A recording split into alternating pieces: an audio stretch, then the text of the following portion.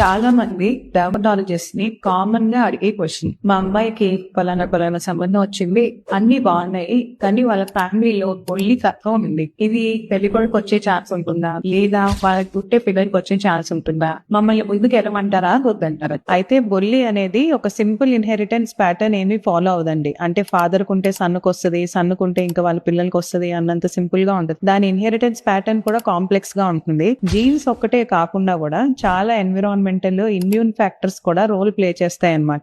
అయితే general population లో 1% వచ్చే ఛాన్స్ ఉంటుంది. అంటే మీకు నాకు కూడా 1% వచ్చే ఛాన్స్ ఉండొచ్చు. కానీ ఫ్యామిలీ హిస్టరీ ఉన్న వాళ్ళకి 5 to 7% వచ్చే ఛాన్స్ ఉంటుందండి. అంటే 1% కంటే ఎక్కువే కదా అని అనుకోవచ్చు. కానీ 95% రాకుండా ఉండే ఛాన్స్ కూడా ఉంది కదా. పైగా ఇది అంటువ్యాధి కాదు, హెల్త్ హజార్డ్ కూడా కాదు. పెళ్లిళ్ళప్పుడు గుండె జబ్బులు, బీపీ, షుగర్ లాంటి పెద్ద ఇష్యూస్ నే మనం ఫ్యామిలీ హిస్టరీలు చూడనప్పుడు బొల్లి కోసం పెళ్లి క్యాన్సిల్ చేసుకోవడం కరెక్ట్ అంటారా?